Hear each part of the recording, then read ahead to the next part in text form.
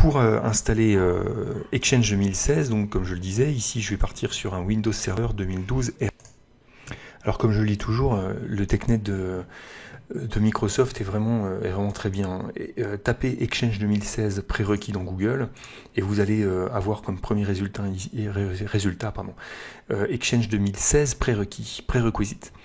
Alors donc dans les prérequis d'Exchange 2016, donc on vous dit que y a un certain nombre de choses à faire et c'est ce qu'on va s'atteler à faire.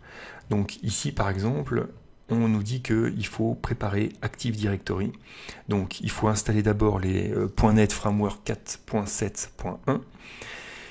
Ensuite, une fois que vous avez fait ça, on va installer le pack d'administration à distance par cette ligne de commande PowerShell.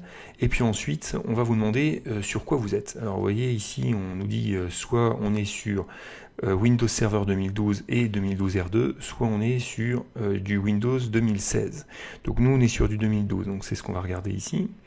Voilà, sur du 2012. Et là, ça se passe en... deux points.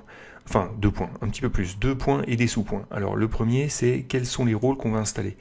Comme je vous l'ai dit, on a 2 rôles. Le rôle serveur de boîte aux lettres qui inclut tout et le rôle de serveur de transport edge. Très sincèrement, dans toutes mes démonstrations, on ne va pas du tout utiliser le serveur de transport edge. On va exclusivement utiliser le rôle de transport hub, de boîte aux lettres, pardon, parce qu'en fait, on peut tout faire avec. Donc, déjà, au niveau de ces 2 points-là, eh bien, on va se concentrer exclusivement sur celui-là. Et ensuite, une fois que vous êtes ici, eh bien, il n'y a plus qu'à suivre les points, c'est-à-dire que on va ouvrir PowerShell, on va exécuter cette commande. Donc cette commande, en fait, elle va installer tout ce qui est rôle et fonctionnalité de Windows pour accueillir Exchange. Ensuite, on va installer le .NET Framework 4.7.1, donc on l'a déjà fait avant, c'est très bien. Et ensuite, on va aller télécharger Microsoft Unified Communication Managed API 4 afin de pouvoir télécharger, d'installer les outils de communication Microsoft qui sont un prérequis avant d'installer Exchange. Donc c'est parti.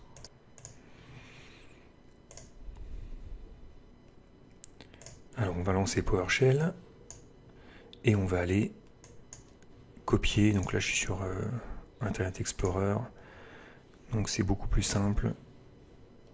Hop. Et on colle. C'est parti. Voilà, on effectue un redémarrage et on continue la suite. On continue ensuite avec le framework. Bon, ça c'est une erreur que vous risquez d'avoir si vous n'avez pas mis à jour votre serveur comme moi. Effectivement, je ne l'ai pas mis à jour.